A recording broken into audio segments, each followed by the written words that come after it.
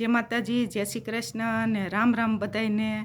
તો આજ તમને એક વાત કહું, જો તમે કોઈ પણ પાપ કરો, કોઈ પણ ગુનાહ કરો, એ ભગવાનને યાદ કરવાથી અથવા એના ચરણમાં જવાથી, એના નામ જપ કરવાથી બધાય પાપ નષ્ટ કરી શકે છે ભગવાન।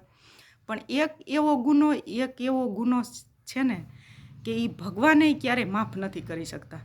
એ કયો ગુનો છે તમને કહું કે કોઈ પણ માણસ ભગવાનની ભક્તિ કરતો હોય, ભગવાનની સેવા કરતો હોય, ભગવાનની પૂજા કરતો હોય, અર્ચના કરતો હોય, ભગવાનનું નામ લખતો હોય અથવા તો જાપ કરતો હોય, એવા જે માણસો હોય ને એની તમે નિંદા કરો ને, એની નિંદા, ખાલી નિંદા, બીજું તો બધી પાછળની વાત છે, પણ એ ખાલી નિંદા કરવાથી ભગવાન ક્યારેય પણ માફ કરતા નથી।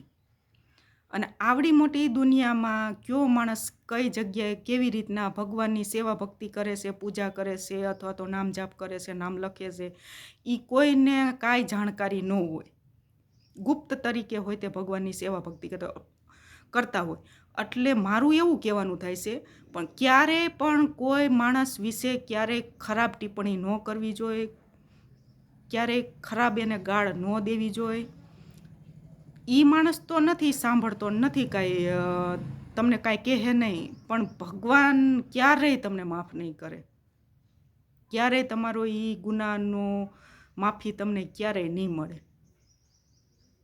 એટલે સમજી વિચારીને જે કાંઈ પણ કરવું હોય એ સમજી વિચારીને કરવું જોઈએ આપણે।